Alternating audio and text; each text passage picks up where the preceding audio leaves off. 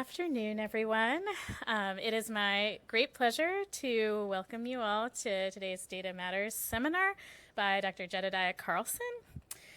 Jed is currently a research associate in Arbel Harpach's lab in the Department of Integrative Biology at the University of Texas, Austin. And he completed his PhD in bioinformatics and his Master's of Science in Biostatistics at the University of Michigan. One of his primary advisors was Sebastian Zollner. And his postdoctoral research in the Department of Genome Sciences at the University of Washington with Kelly Harris. I'm really excited to see Jed again in person. Some of you on the faculty will remember that he also interviewed for a postdoc here when he was looking at postdocs, and it's been really exciting to see his career blossom, and the work that he's going to tell us about today is just one part of that. So in addition to Jed's work on meta-research and scientometrics to quantify and characterize the societal impacts of contemporary scientific publication and discourse, he's really done very beautiful work on the evolution of and variance of mutation rate at different genomic scales and temporal scales. And actually, you've done a lot to inspire our colleague Will Fairbrother here at Brown, who's continued to take some of the work that you did in your graduate work and then apply it to splicing variations. So I think it's really important to realize that Jed has really developed a diverse portfolio of research that I personally find really inspirational, and I'm lucky to have continued to get to interact with him since his postdoc interview days here. And it's really exciting to have him here to talk to us about combating the weaponization of science. So welcome to Jed.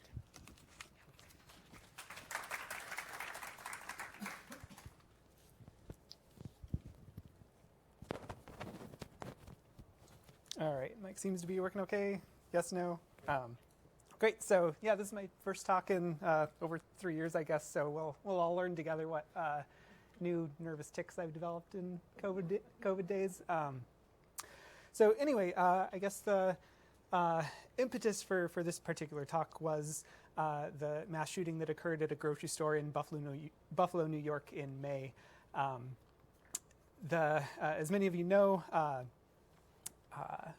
following this shooting, news came out regarding the shooter's self-styled manifesto, or a 180-page written screed in which he invoked a number of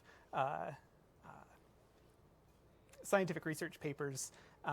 He spent about 10 to 20 pages of this document, essentially describing why he felt that scientific research justified his act of violence. And I'll should probably issue a general content warning. There's a lot of extremist symbols and language throughout this talk, so just wanted to make you all aware of that. But anyway, so this document included infographics claiming the truth about race that it appeared to include all sorts of scientific figures and data and citations to support this claim. One interesting thing that I noticed when I was looking through this document, this particular figure on the right came from a poster presentation that wasn't even included in the final scientific paper. This was a poster that a lab had put on their website and managed to trickle down into this network of far-right extremists. So this, of course, sparked quite a response from the scientific community. There were articles in Scientific American and Wired and the Daily Beast, denouncing what happened. Science had clearly been invoked in this act of violence very directly, and scientists kind of across the board had reached a reckoning point with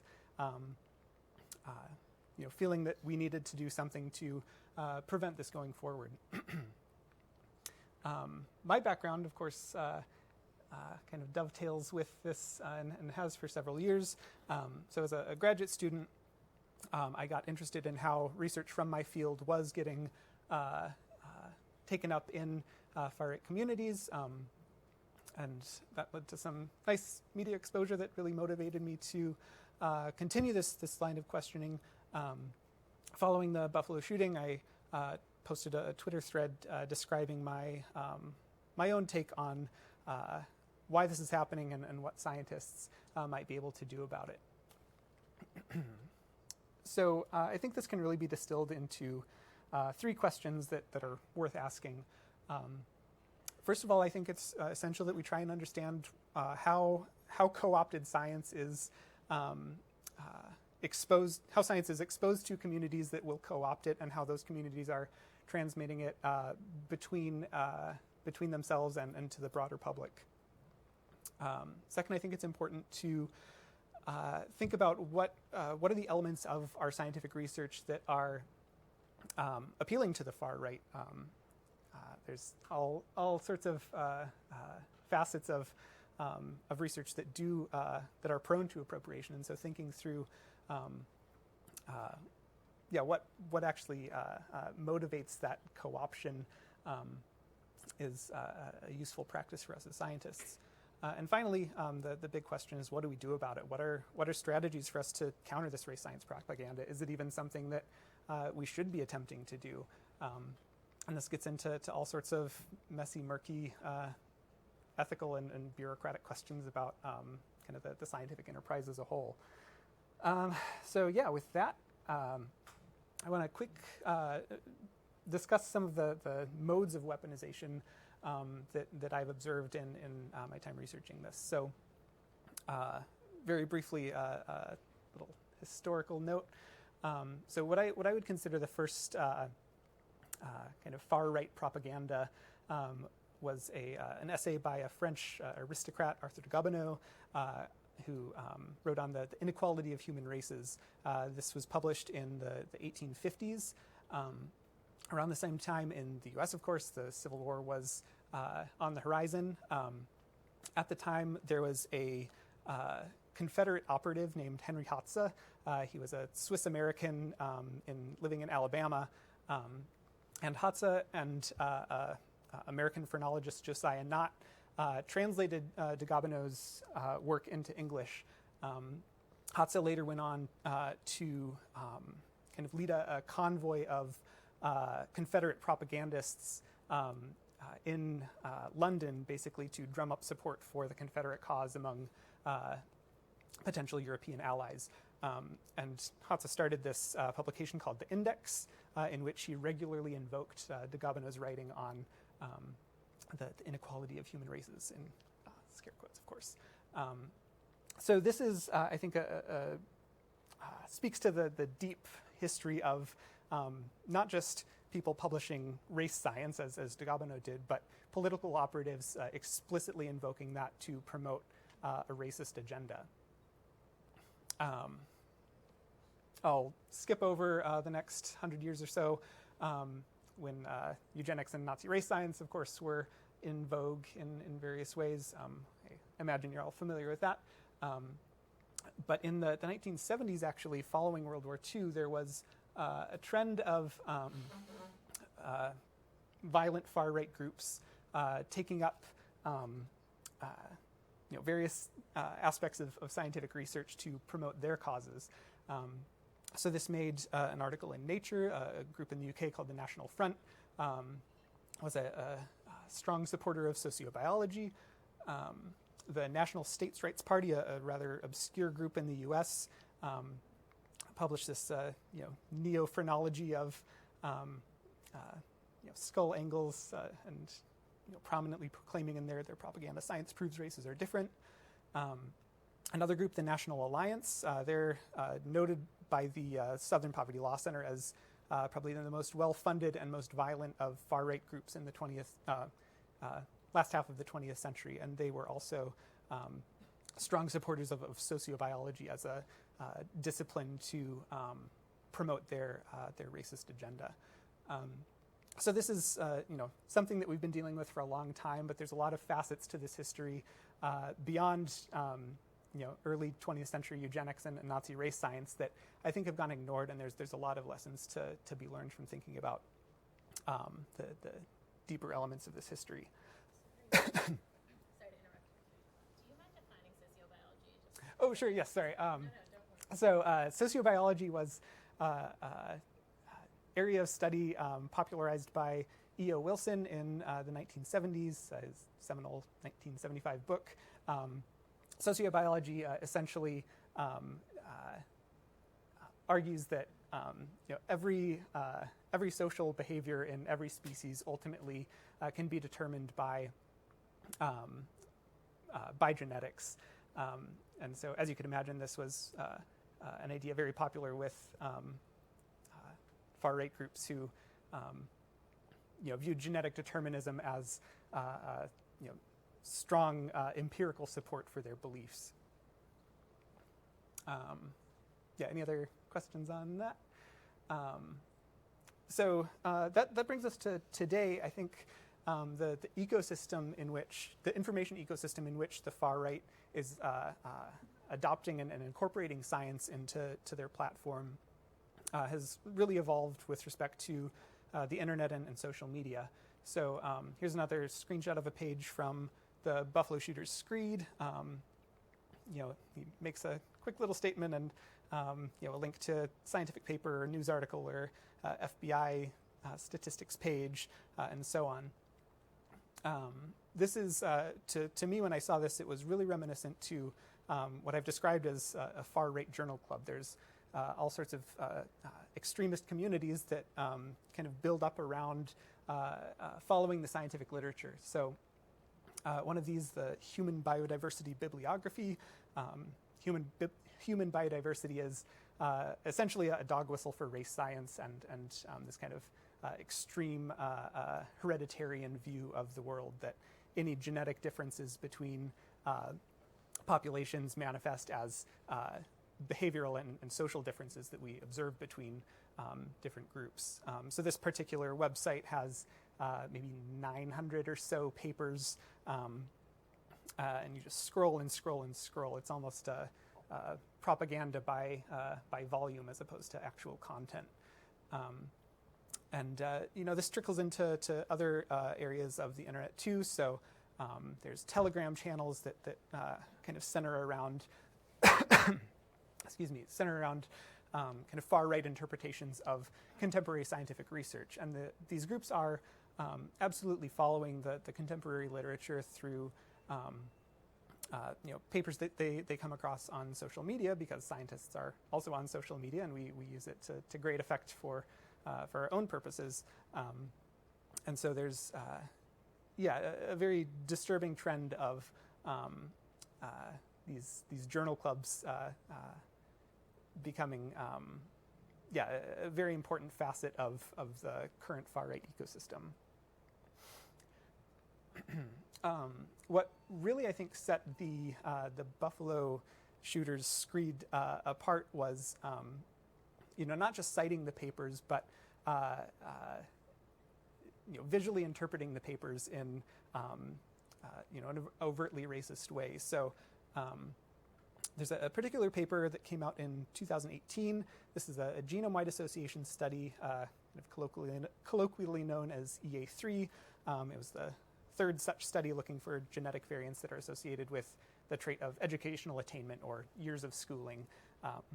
So this is often taken as a proxy of intelligence. And this paper found, as you do when you do a GWAS of over 1 million people, you find several hundred, if not thousands, of statistically significant associations between a variant and this trait. This particular paper was looking at individuals from European ancestry. And what we see in the Buffalo Shooters Screed is this, I call it a pseudo-scholarly table that's derived from this particular study. So I'll briefly explain kind of what's going on here.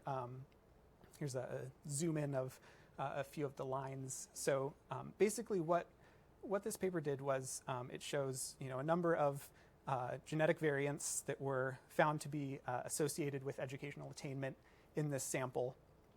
And then they cross-reference this with a database of basically how common these genetic variants were in European versus African populations. And because the study was done in a sample of European ancestry, of course, all of these are quite common in Europeans. That's just kind of the name of the game with how GWAS works. So they essentially took this information and argued, because all of these genetic variants that are associated with educational attainment are so much more common in Europeans than in Africans, they argued then that this is evidence for the intellectual superiority of white people. So I have certainly come across this meme in my past research, but after the Buffalo shooting, I was curious where this originated. So we went on a little mining expedition, and I've spent probably more time than anyone should looking through 4chan threads, but came across a thread that was posted to 4chan. If you're not familiar with 4chan, it's a image board very popular with far-right communities.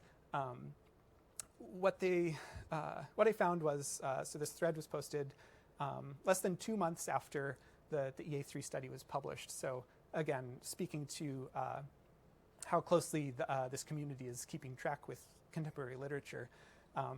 And this user is saying, I found groundbreaking genetic evidence for racial differences. If someone here's a scientist, go run the numbers, get it published at the risk of ruining your career but saving humanity. Very melodramatic. But if you look through this thread, you find another user who says they're going through this. The data is pretty damning when you check the effect sizes. And they posted an original version of this genes, race, and intelligence meme. So this was posted on September 15th, 2018. Within the next week, there were multiple iterations of this table that appeared on 4chan. So again, speaking to the fact that this is being developed and deployed as a meme, it's a spreading of information and morphing it to communicate different facets of that. And I think elsewhere in the thread, there's actually another user saying, more or less, this is new propaganda for us. We need to spread this like wildfire, and recruiting popular far-right YouTubers to disseminate the information presented here. So yeah, really, I think a disturbing example of how a single paper can get morphed into this sort of far-right propaganda. There's plenty of other variations. Overall, I have documented over 5,000 instances of these types of memes that have been posted on 4chan in the last 7 years or so. But that's just one example. There's several others. Here's another post that I came across on the day of the Buffalo shooting, actually. And the post just has this kind of cryptic message, his page's banner. This is referring to the shooter live streamed the shooting on a platform called Twitch that's commonly used for live streaming video games, but you can also live stream anything with a video camera. And as far as I can tell, this checks out. The kind of format of the image file here matches what you see as the banner image of someone's Twitch profile. So when you go to someone's username on Twitch, you see their profile picture, the banner picture, etc. So let's take a closer look at what that image actually looked like. And this is another meme that says the genetic reality of race, and displays that on what we call a PCA plot of genetic diversity. This is from a 2010 paper looking at patterns of genetic diversity in multiple populations. And all you need to know about this is that PCA tends to amplify the differences that you put into the algorithm. So you're getting the African cluster as an outgroup from everything else. And this is getting reinterpreted as evidence for the genetic reality of race. If you reverse image search that, you find that all over the internet. It's on Twitter, Reddit, Quora, plenty more on 4chan, and elsewhere throughout the online space. You can also find many other instances of this, and if you do some sort of spot the differences, you can kind of define a hierarchy of how this meme has evolved. So here's the original plot from the figure. Here's the one that was in the Buffalo Shooter's screed. Here's a couple of other versions that have evolved from that, and so on. And these are just two examples that I've focused on, but there's many other instances of figures and data from scientific research being memeified and spread to promote racism and far-right ideology. So one thing that I looked at, this is finally getting into some more the actual data. So on a site that archives 4chan threads called 4plebs, so every image can be represented as an image hash, and you can reverse search by image hash on the system and document all of these instances. And so I put together a script to basically just do some web scraping to pull out the timestamps of all of these posts, and we can plot over time the trajectories of how these memes have spread. So I did that for the kind of the full infographic that appeared in the Buffalo Shooters screed. So that's this red line here, as well as the EA3 table I talked about earlier. And what's interesting is you see, first of all, these grow quite steadily over time, but they tend to have spikes around important social and political events. So the murder of George Floyd, the 2020 election, the January 6th insurrection, and I don't want to veer too far into trying to claim that there's any causality here, but I think this does represent that these memes are being deployed as political propaganda. It's not simply spreading my ideology because it's what I believe. It's spreading my ideology with the intent of recruiting and associating this with violent events like the murder of George Floyd. You see these memes being deployed in a way that denigrates black people. I've looked at some other examples too, and you see a pretty strong trend, regardless of the type of race science meme you might be looking at. All right, we'll go through this fairly quick. I know we want to jump to questions fairly soon, but I wanted to talk about how we can actually quantify this and treat this data as something measurable and ultimately as scientists something that we can act upon. So in 2020, with my postdoc advisor, we published this meta-research paper in PLOS Biology in which we attempted to quantify and contextualize how scientific preprints are being discussed on social media. So we developed this method for doing this audience segmentation. The original motivation for this was, if you look at a given preprint, here's another GWAS looking for genetic signals of intelligence. You may be familiar with the company Altmetric. They put these colorful little donuts showing the amount of attention a paper has received on Twitter and Wikipedia citations and news mentions. The dream of this is to give an orthogonal indicator of a paper's impact beyond what you would get from citations in the scientific literature. So if you look at the Altmetric landing page for this particular preprint, you see a tweet from a guy named Kevin McDonald, who, to people not immersed in the world of the far right, seems like just a guy retweeting a summary of a paper. Kevin McDonald actually has his own profile on SPLC, describing him as the neo-Nazi movement's favorite academic, who has published all sorts of anti-Semitic literature under the guise of being a scholar in psychology. So hopefully this motivates a need to understand the context of a given paper. So if we want to make sense of something like an altmetric attention score, it's vital that we know who's tweeting about the paper, what they're saying, when and where they're doing so. Altmetric as a company is kind of aware of this need for context, and they attempt to provide a demographic breakdown of people tweeting about a given paper. So for this paper, they say, 80% or so of the tweets are members of the public versus scientists versus medical practitioners. And this is, maybe a good first pass to understand if a paper is, just being tweeted by members of the academic community versus members of the public. But this is far too coarse to derive any really meaningful inference about a paper's actual impact in the world when it's published. So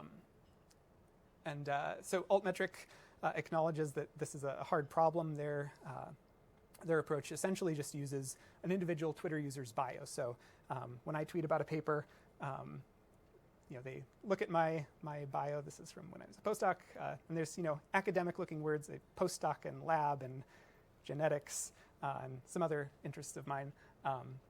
So I would presumably be flagged as an academic by altmetric's kind of black box algorithm.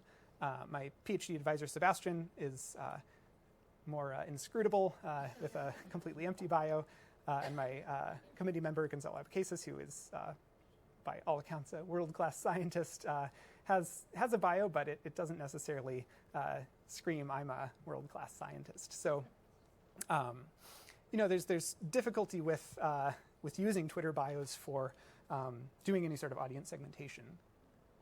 Sorry, this is a noisy slide. I meant to animate it.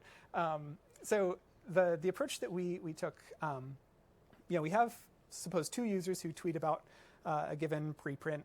Maybe it's a study on genetics of cats. When they tweet about that, we get a lot more information than just information from that person tweeting about it. We have all the information about the people in their network that we can leverage.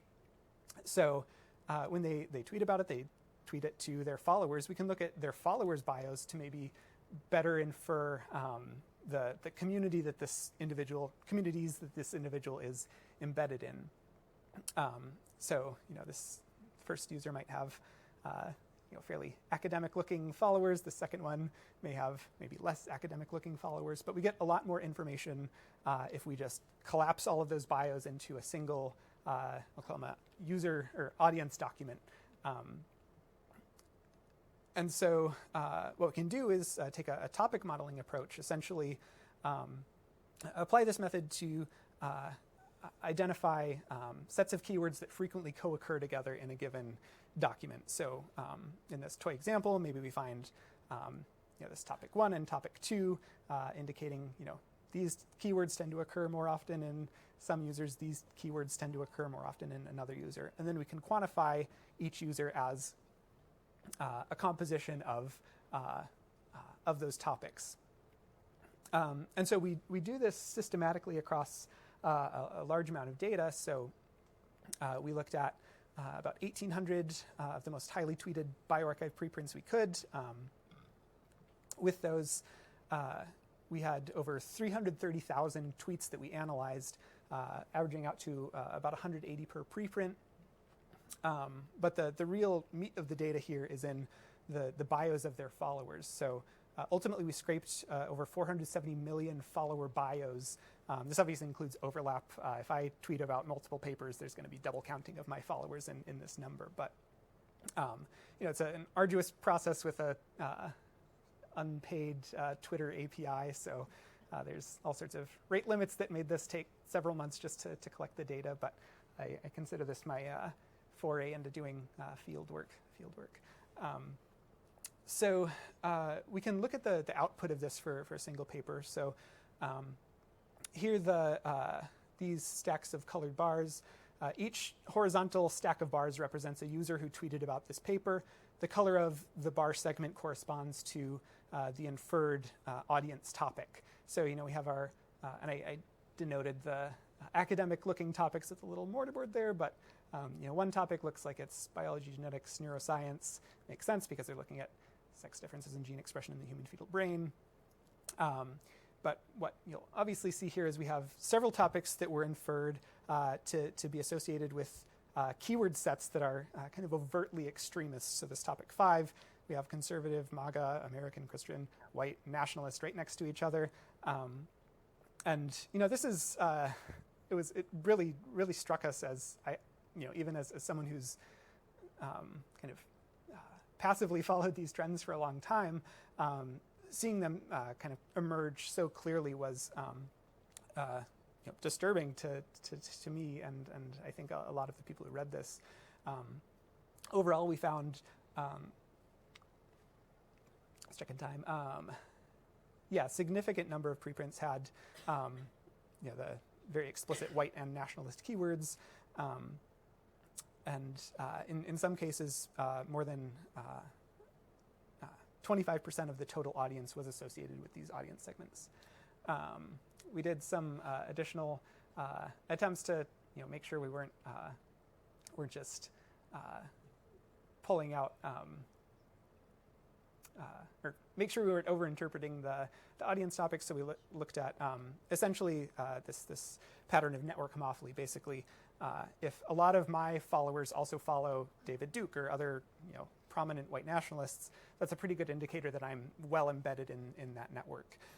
So we derived some metrics to interpret that. We found kind of the blockbuster statistic here was 10% of preprints had Twitter audience sectors with strong white nationalist network homophily. In some cases, more than half of the tweets referencing a preprint appeared to have come from these individuals. These are most common in genetics, genomics, neuroscience, but we see most areas of science have a preprint or two that appeared to be taken up in these far right networks. And so this leads us to the question of what do we actually do about it? I think the first step that I and others are working towards is just trying to characterize this problem. I think a lot of geneticists are really resistant to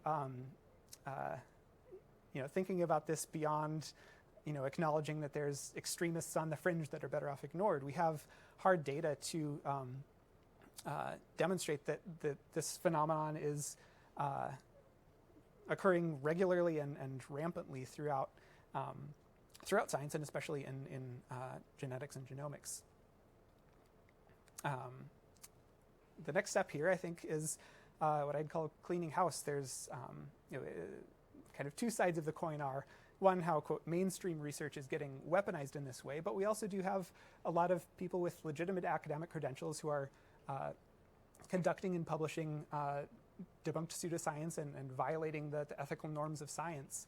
And I think we need to double down on our own peer accountability. This is something that doesn't come from a top-down approach of NIH punishing people for perceived wrongs. It's scientists staying abreast of what's happening in the scientific literature and blowing the whistle when they think that's necessary. So this has already manifested in a couple ways in the last few months.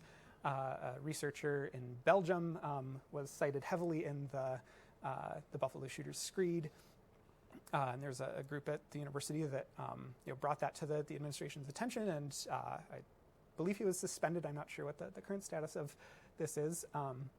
Another article that came out in Chronicle of Higher Ed recently documents another professor who was publishing this sort of race science research, and a few whistleblowers that were mostly composed of grad students and postdocs were responsible for identifying some pretty egregious violations of data use, and beyond just the kind of loaded race science that was being conducted.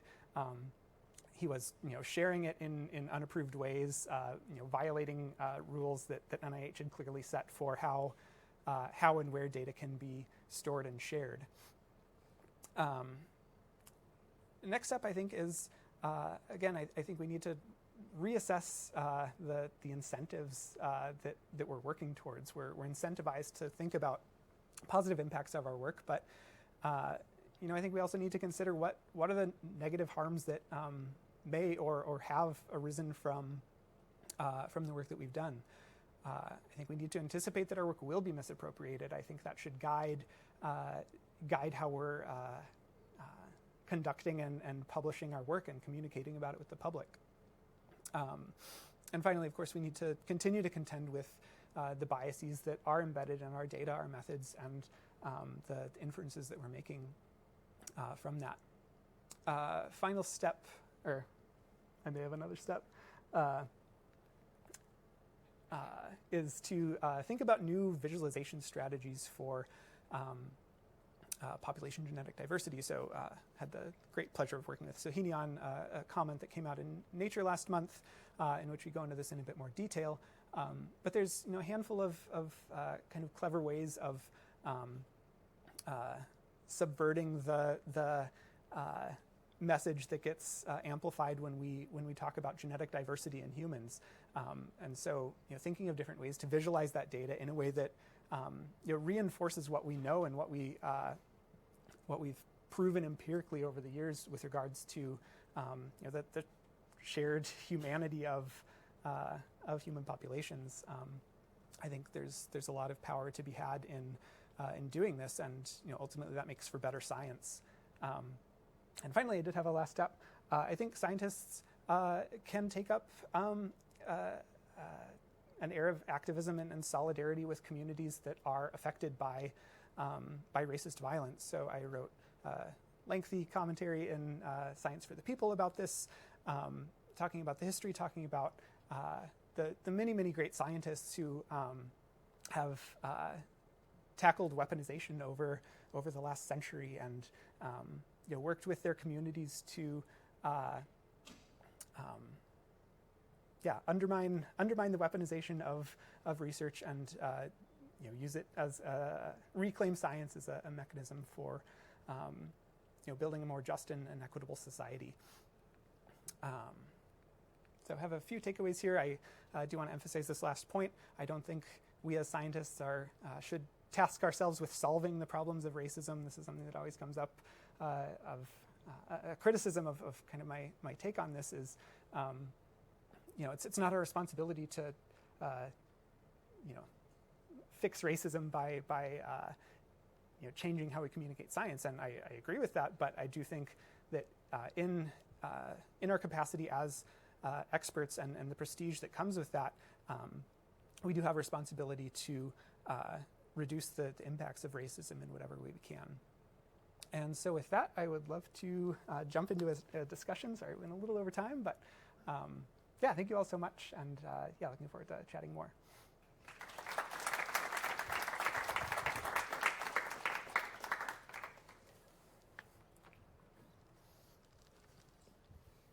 Great.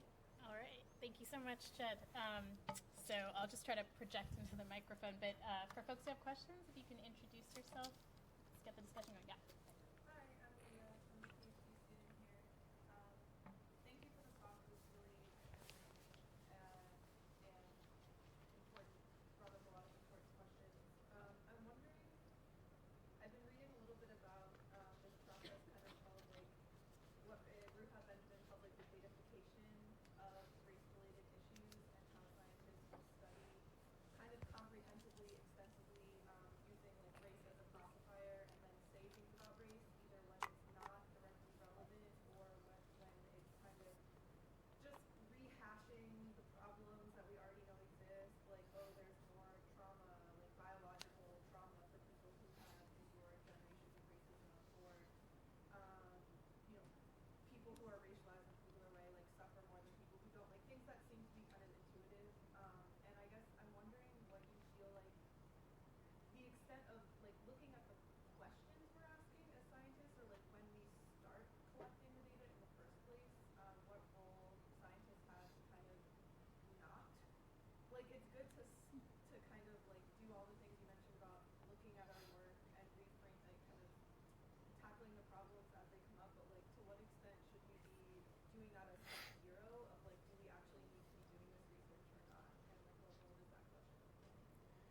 Yeah, that's a great question. I think to your point, there absolutely is, especially among, I think, population geneticists, we have this kind of reflexive tendency to reify the racial differences that we claim we disagree with, and we simplify and collapse data into ways that make our analyses more tractable, and I think that's detrimental for a number of reasons. I think we've kind of hamstrung ourselves in purely from a scientific perspective. I think thinking of more creative ways to address the questions that we have beyond kind of folk classifications of race, or even relying on self-reported race and ethnicity. I think when we get beyond that, we spark more creativity in the science that we do, and that's what progresses the field. It's not just falling back on racial classifications from 200 years ago. I guess to your question about should we reassess the work that we're actually doing, and is it actually worth it? I agree with you for sure. Like I think there's I think scientists in general need to exercise a bit more self-reflection about the work we're doing and the impact it might have. But asking scientists to self-censor, for lack of a better term, is probably not a winning strategy. Just being realistic there. But yeah, I think if we as individuals start pushing for these systemic changes, and I guess one example that SOHINI brought up when we were kind of crafting this comment for nature was the PCA plots that were used by the buffalo shooter are ubiquitous in the field, and it's figure 1A of every population genetics paper for the last 15 years. And so the question is, like, why are we doing that? Why are reviewers asking for that if it's not there? What purpose does it serve beyond a sanity check? And I think that the necessary change that we can enact as scientists comes from this position of questioning what we're actually putting out into the world, how it might be misconstrued, and how we can act against that. Maybe I could ask a follow-up to build off the question, but go in another direction, which is that I think population genetics, like lots of data science, also can kind of, part of the conversation in the field around interpretation of research, I think for the last decade or more, has been around the diversity of the data sets that we deal with. And in data-driven science, often there's this sense that more data is better, more data is more truth. And maybe you could speak to, like, how are extremist groups feeling about sort of that kind of argument, which is, I would say, the prominent argument that scientists have been making for a while. Yeah. Particularly with respect to genome-wide association studies. So any study where we collect a large number of samples, genotype them across the genome, and try and find some association between genetic variant and some phenotype.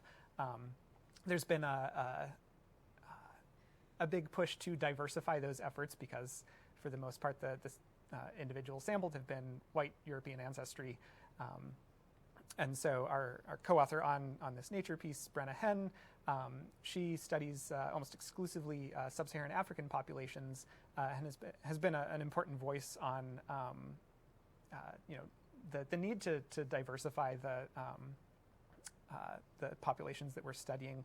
The need for that should hopefully be apparent, that in doing so we will reduce health disparities that exist, because if we're only considering genetic variants unique to Europeans, we're only developing pharmaceuticals and interventions that benefit Europeans. And so by diversifying those efforts, we can hopefully produce more equitable research.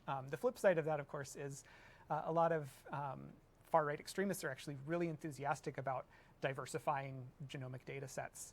They want to see more African genomes. They want to see more Southeast Asian genomes, more South American genomes, because to them that data is another point of another point of appropriation, and they're I think for folks who are actively researching those populations, like Brenna, it's another burden that they unfortunately have to bear, is thinking of the harms that might come to those populations from continuing to do their work, that I don't think folks like me, who have mainly worked on white European populations, don't necessarily have to struggle with. So yeah, that's a tricky point, and I don't have a great answer for how to subvert that.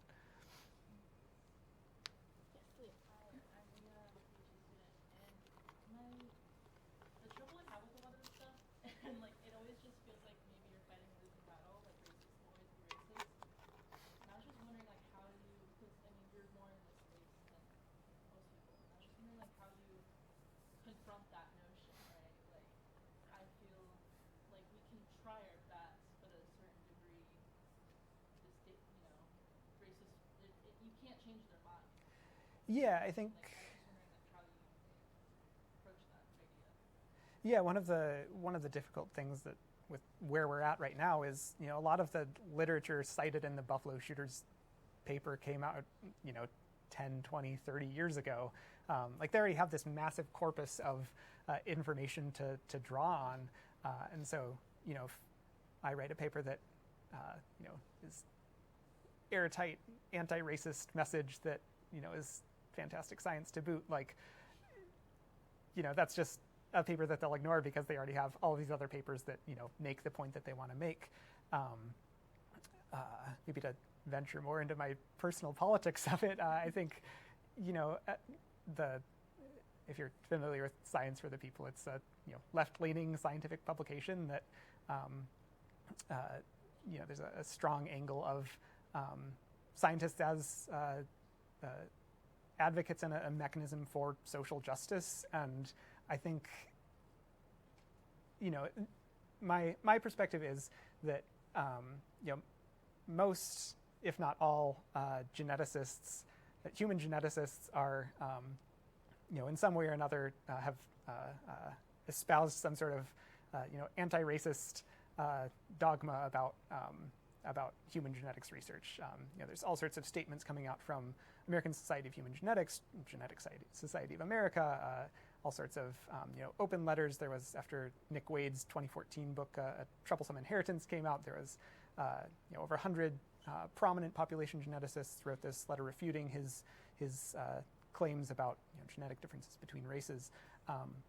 And so I think we as a scientific community, if we adhere to that because that's what the data tells us, that these racial differences don't exist, that should motivate us to towards anti-racist activism, because anti-racist activism would be in full support of the science that we're the scientific conclusions that we've come to. So that might be a bit controversial. I know it wades into the murky boundaries between science and politics, and where we as scientists can and should stand in that. But yeah, personally, I think there's nothing stopping us from contributing to those activist efforts in other ways. Not least of which is because that is, I think, supported by science. Hi, I'm Carrie Ann. I'm a professor here in data science. I don't do anything related to population genetics, so that's my sort of caveat. So I think it's really interesting. One of the things that kind of came up for me as you were discussing this is it seems like there's this sort of tension in some of these publications between, like, you're writing for an audience of scientists, but the people who are reading it are not scientists, and so there's this idea of, like, who do you try to communicate to in the publication? And I guess I'm curious of whether you think the solution is kind of in trying to improve the scientific publications and resolve that tension, or something more like what you were just speaking to, which is kind of maybe more public outreach and trying to educate the general public about science and how these publications work, so that they're not sort of tricked by these things being decontextualized. And kind of, I guess, what do you think is kind of the trade-off, or where it's a better place to spend our time and effort? Yeah, I think a lot of this is exacerbated by the publishing ecosystem. Papers on controversial topics get a lot of airtime because they're controversial and they generate clicks and they generate revenue. So yeah, I think there's maybe the first people I would pick on would be science journalists to do a better job. It's easy to tell them to do a better job without having to do that extremely difficult work of distilling complex technical work into something that can be easily communicated to the public. But yeah, I think there is space to, like I said, consider how our work might be misappropriated. I don't think there's a magic bullet of here's how to write a paper that is robust to this. But we can sure try, and I think in doing so, that motivates some important conversations that we need to have with respect to the writing that we're doing and the journals we're publishing in, and kind of all of the downstream communication. I think, yeah, I can maybe ramble on that more later, but yeah, that's kind of my first impression is, we can work with what we have and again, stay true to the science, but efforts to improve communication to readers outside, I think, are always worthwhile. Yes, sorry. Hi, sir.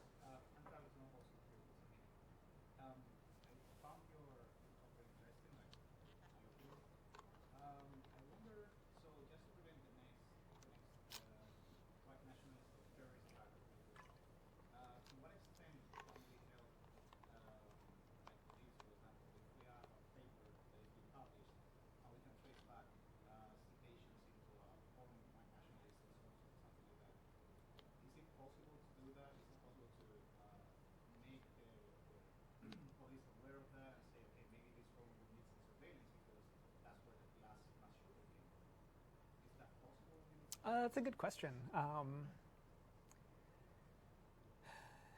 Yeah, I mean, I guess it ultimately boils down to how well we're tracking those citations, and as someone doing meta research, I'm gung ho on expanding how we're doing meta research and money for that and people to do so.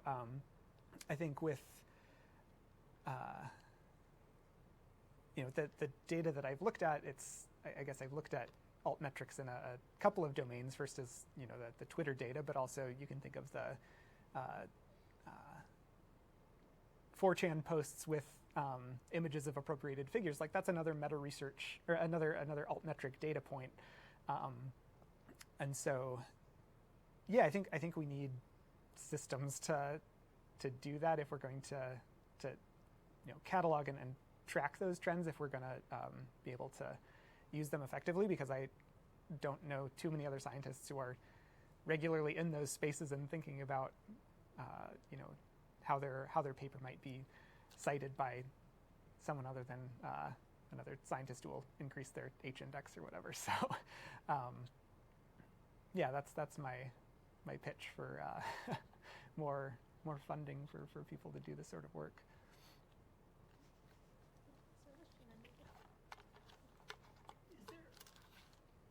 I'm almost scared to ask this question in a room full of people who do population genetics, but I'll ask it anyway. Do it. In some sense, and not being a person in the field, I'm Suresh, I'm a faculty data scientist here.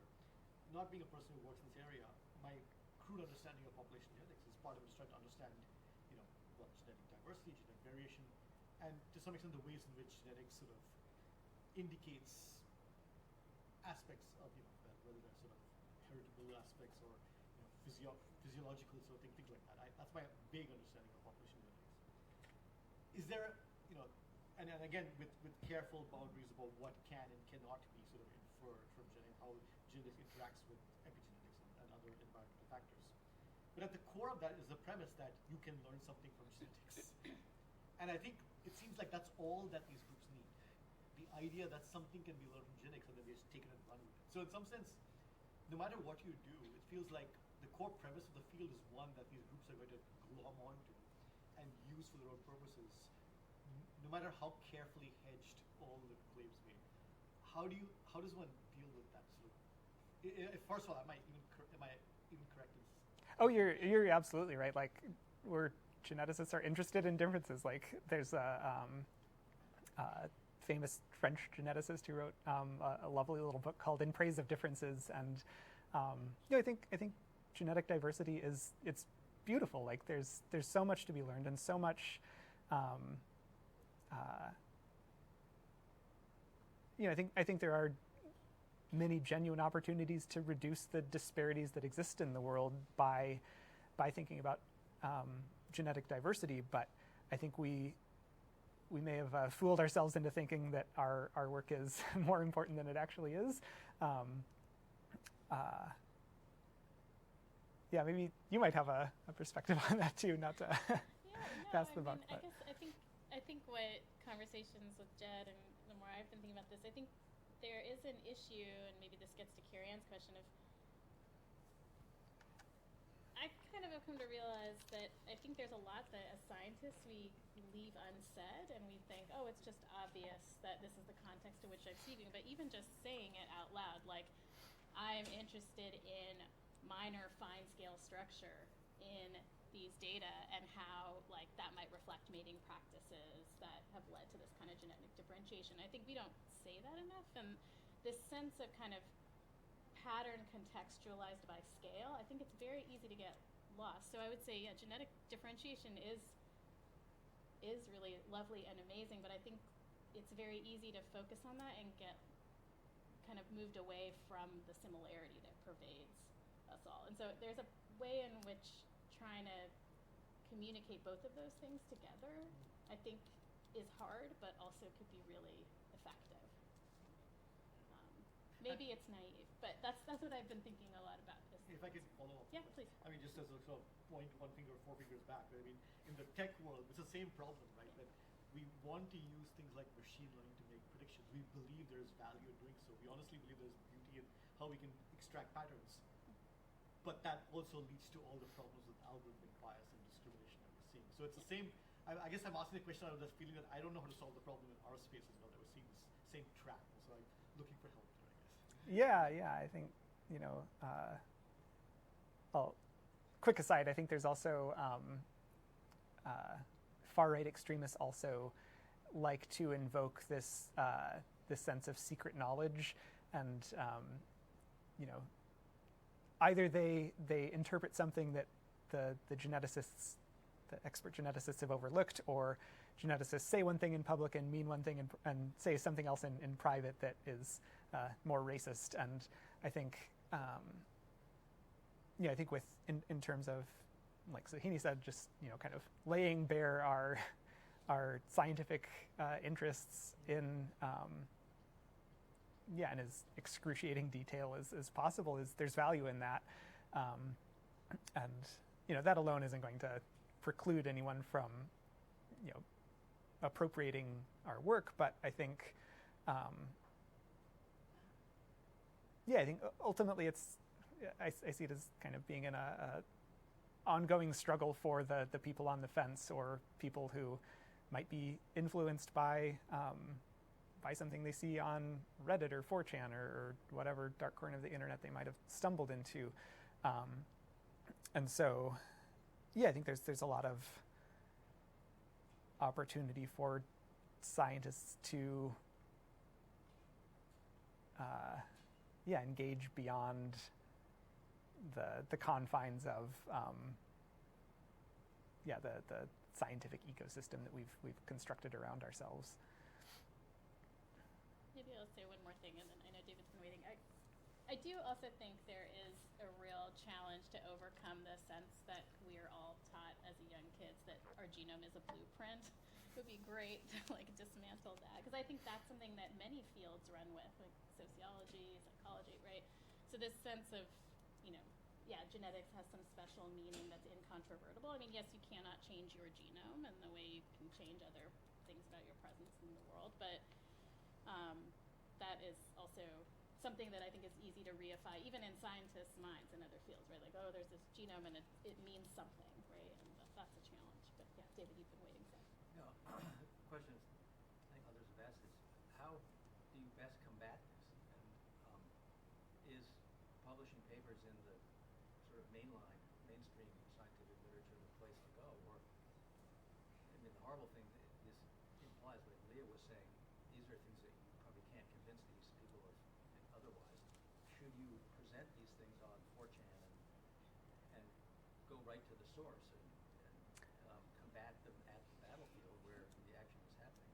Where's the best place that, I mean, it's like listening to NPR, asking people doing stuff that they believe in. Yeah, that's a great point. Where should you best? My perspective is, I think it absolutely needs to be multimodal. We need scientists doing this in the scientific literature. We need that in science journalism. We need it on social media. I have good friends who go toe to toe with the most virulent racists on Twitter, and I think there's value in that. So Joe Felsenstein, the famous population geneticist formerly at UW, or emeritus at UW. So he, in the 90s and 2000s, was frequently involved in debates with creationists and defending the validity of evolution. And his perspective, again, wasn't, these aren't the people I'm trying to convince to change their minds. I'm having these conversations, so there's a record of someone with an expertise in this, telling them that they're wrong. There's certainly differences between, fighting with creationists and fighting with people who might dox or harass or kill you. And I think that's a huge challenge with this this particular facet of combating misinformation. There's all sorts of interesting sociological research on combating anti-vax sentiments or climate change denialists, and the strategies there, I'm not confident that they port over to combating racist weaponization of scientific research, because again, the opponent will go to far greater lengths to make your life miserable than you will to disprove an idea of someone with 10 Twitter followers. So yeah, it's messy, and there's, I think, I think we need to be, at least observe the places that this is happening, even if not engaging directly. I also say this from a huge position of privilege as like a white man with a Scandinavian surname who is maybe more immune to some of the harassment tactics that go on. But yeah, I really think like scientists who want to do something need to find places to do that, whatever that might look like. And even if it's something as simple as like signing up for Skype a Scientist to talk to middle schoolers about your research, I think there's all sorts of ways we can engage this in multiple fronts. Yes. So hi, I'm Ananya, I'm a PhD student. I think that one of the biggest issues with just the genetics and genomics space is a lot of times I feel like scientists don't really make clear that, hey, your genome is not everything. And I say this, I come from a developmental biology background, so my view of genetics and genomics has just been like a starting point, and then there's so many other things that make you who you are, bioelectricity, your environment, epigenetics, everything else. So I think that a lot of these people who are less educated will see sort of a correlation or an implication like these genes are a little bit more highly expressed here, or there's genetic differences between these two populations. They'll see that and it's the end all be all. It's kind of, they'll take it and run with it. And I think that scientists who are in this space really need to make more clear that, there's nature and then there's nurture, and things like race are very, very social. So that's one thing I feel like could be done better, because I think most people, even people who are in different fields of STEM, don't really know that about genetics and genomics. I'm kind of focusing in developmental neuroscience a little bit, and I'm kind of seeing a lot of parallels between this and autism research. I find that there are many people in neuroscience who are researching autism in terms of genetics and genomics, and it begs the question, like, why are you researching this when the autistic community is saying, like, we don't want to be cured, like, that's not, the end goal is not to find a cure for this. It's because there's a lot of money. Yeah, it's to make us feel more comfortable, and also a lot of the genes that have been implied in autism spectrum disorder, the percentage of, like, the importance is so overinflated and reflects the tiniest percentage of the population.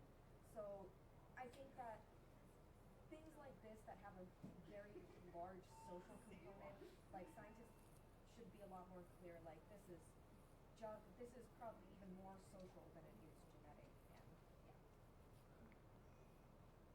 Yeah, I think that touches on a lot of the conversation we've already had with respect to, we have these society statements, denouncing this kind of crude hereditarian view of things, and then scientists sign on to that and they retweet it and say, like, look at me, I'm doing like good anti-racist work, and then they go and publish a paper that categorizes Africans, Europeans, East Asians, and again reifies the categories that we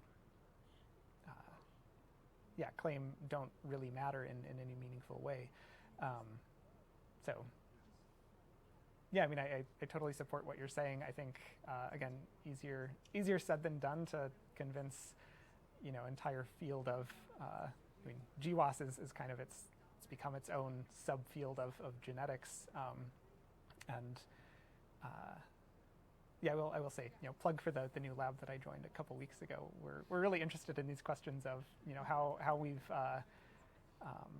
maybe overinterpreted GWAS signals and polygenic scores and all this stuff that has kind of become popular because it's easy and powerful, but we really haven't fully considered these effects of environment and gene-environment interaction and all of the wild and crazy things that happen in living bodies. So yeah, that's my perspective on things.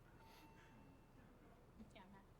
Yeah, I really enjoyed your talk. I was wondering, have you brought this to also to journals' attention and publishing practices, and particularly high-profile journals that like clear results? They tend to like brevity, strip away nuance. There's a lot of norms in publishing to the PCA, right? And so to change those norms, it can take a lot of understanding from the journal. And I was wondering if you felt like they've acknowledged kind of their role in some of this and what that process has been like. Yeah, so Nature Human Behavior, which is kind of the big outlet for behavioral genetics research, they recently put out a statement basically that the editors kind of reserve the right to reject a paper if they feel like it exacerbates societal harms. And this actually got a lot of blowback from the behavior genetics community because they're like, why were you censoring my research? And they're like, no, we're just thinking through impacts of research in a meaningful way. So yeah, I mean, the editors at Nature that we worked with on this commentary were, I think this is really at the forefront of their minds in terms of how the role editors can actually play in addressing some of these issues. I've talked to a handful of other people kind of on the editorial side of things, and I think I think there's certainly some openness to thinking how we can reshape some of this. But again, change is hard and slow, and yeah. Hey, thank you. My name's Troy. I'm an undergrad. Really enjoyed your talk. So thinking back to the 4chan message boards, it seemed like that the users and accounts were finding data to support their solutions rather than using data to draw conclusions. And so with that, I was thinking, does this racist pseudoscience, is it actually convincing people to, take on this new ideology? Or is it just affirming people who already, have these racist beliefs? And then, is there any way to study this, potentially establish some sort of cause and effect relationship? That's a good question. So I will say that the Buffalo shooter, like many other violent white supremacists who have released manifestos about their stance on things, he in particular claimed to have been radicalized on 4chan, and I think online radicalization is a bit of a misnomer because everyone, even if you're online as much as he was, like, you still have an offline life, you still have offline influences, and those ultimately are what prime you to fall into far-right networks. And I guess I'm not a sociologist, so I don't want to overstate things or misstate things. But I think I think there's well, to address your question directly, I guess I think there certainly are individuals who may be on the fence, who are convinced by some of the arguments being made in these sorts of figures. I think the bulk of the community is kind of already fully invested, ironically or otherwise, in spreading this. And I think also, scientific information is convincing, and it's I think the far right has recognized that putting it on a pedestal and saying this is empirical support for this ideology, that's proven to be really successful. Like you look at like recruiting materials from like the Proud Boys or like Richard Spencer's old organization, like they very prominently feature this concept of human biodiversity as a central tenet of their belief. And so I think there absolutely is an aspect of using it as a recruiting tool, not just bolstering what's already there. Hopefully that answers your question. Maybe I'll take the privilege of the last question. Thank you, everyone, for a really great discussion. I liked what you said about folks like Joe Felsenstein sort of feeling like they wanted it to go on record that a scientist was going to face some of these conversations that are difficult. And it reminds me, too, of Dick Lewontin, whose picture you showed at the end, who some of us have been doing a seminar related to the volume inspired by his work that came out last year. That he and Mark Feldman in Population Genetics talked about the need for a ready response team to fight racist interpretations of population genetics, really in the even 70s. But that need is really coming, and I appreciate your work in being part of that team. So I am asking this question seriously. It might not sound serious, but it is. What do you think about Mastodon? So Suresh and I were talking about this earlier too. I think with the potential imminent whatever implosion of Twitter, as a meta researcher who has relied on Twitter data, I think completely losing visibility to what's going on social media is a huge danger. That's not just like, this is something that I study and I don't want my data to go away. It's, Twitter has, for all of its flaws, it has a really nice API for collecting this data. There's a ton of really valuable meta research that has come from that data set. There's, work on, you can track like you can do viral surveillance of the flu based on people tweeting about the flu.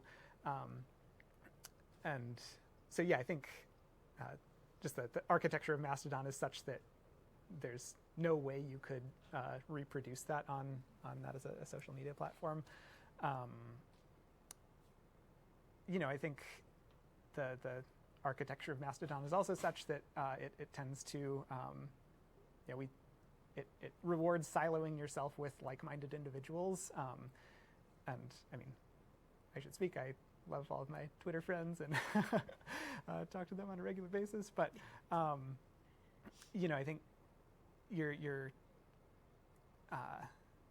cutting off your exposure to the negative parts of social media, and that's by design, and for a lot of reasons that's good. It minimizes harassment and all of these awful things that can happen. But at the same time, if Twitter implodes, all of the racists on Twitter are going to go somewhere else. It's probably not going to be Mastodon. They're probably going to move to Telegram or encrypted channels or places where it's a lot harder to peek into the kind of inner workings of that network and how they're engaging with the research. And I think it'll be an interesting next few months to see where the social media landscape actually evens out to. And I have a lot of other thoughts on Mastodon. I have an account. I started my own server because I didn't want to be in control, have someone else controlling all my data. which I guess I also have a Twitter account owned by a billionaire. So, yeah. That said, like I think again, like to David's point, I think we need to be in online spaces and offline spaces, and addressing the harms that we observe in whatever capacity we can, and in whatever platforms we're able to. So. Well, let's thank Jed. Thank you all. Thank you.